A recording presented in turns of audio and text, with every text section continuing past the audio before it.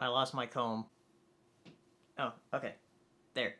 3 years ago, Nintendo released the Nintendo 3DS, and for a while it didn't have a lot of games. But what console does have a lot of games at launch? And of course, in the past 3 years, the handheld has definitely picked up steam with its games. As do all Nintendo handhelds, they're pretty much unmatched. Their only competition is Sony, really, and most of their games have been ported to either PS2 or PS3, depending if it's the PSP or Vita. But really what makes any Nintendo console is their first party lineup, which is why I have an asterisk on this list because it's my top 7 3DS games, though they're all first party. I haven't played a lot of third party games on the 3DS. I have played Monster Hunter, but I only played Monster Hunter Tri on the Wii. And I've yet to play Bravely Default, but I've heard some really good things about it. I know my friend Hirasashi loves it. But this is my list of the top 7 3DS games that have impressed me the most. Also, disclaimer, I haven't finished all of these games. Some of them I've been very close to finishing, and some of them I've only half finished. This is just what I think of these games right now. So let's get started. Number 7 is Super Mario 3D Land.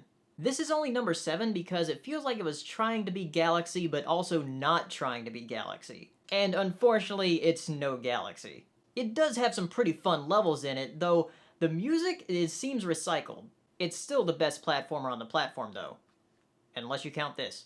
Number 6 is Animal Crossing New Leaf. This is at number 6 because even though this is probably the best Animal Crossing yet, you really have to be in the mood to play it.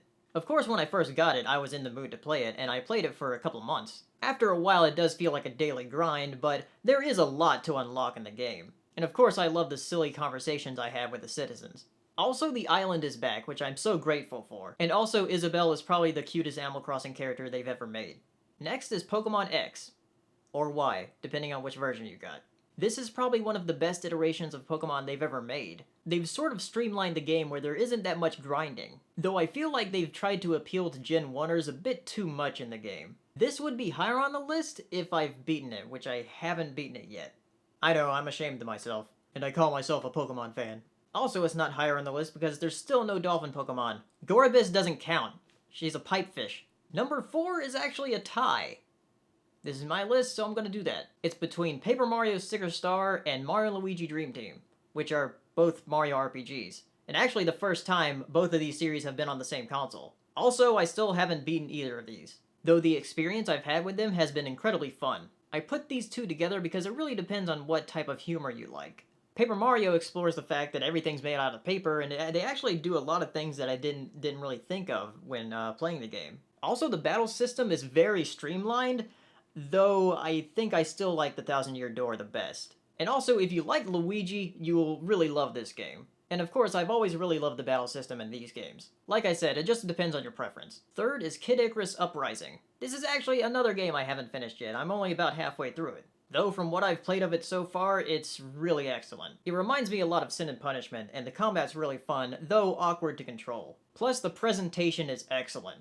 Next is The Legend of Zelda: A Link Between Worlds. I actually just finished this a few days ago, and it was pretty excellent.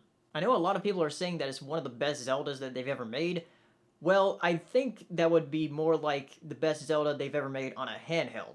Though personally my favorite is still Link's Awakening. This still has some really fun dungeons in it though.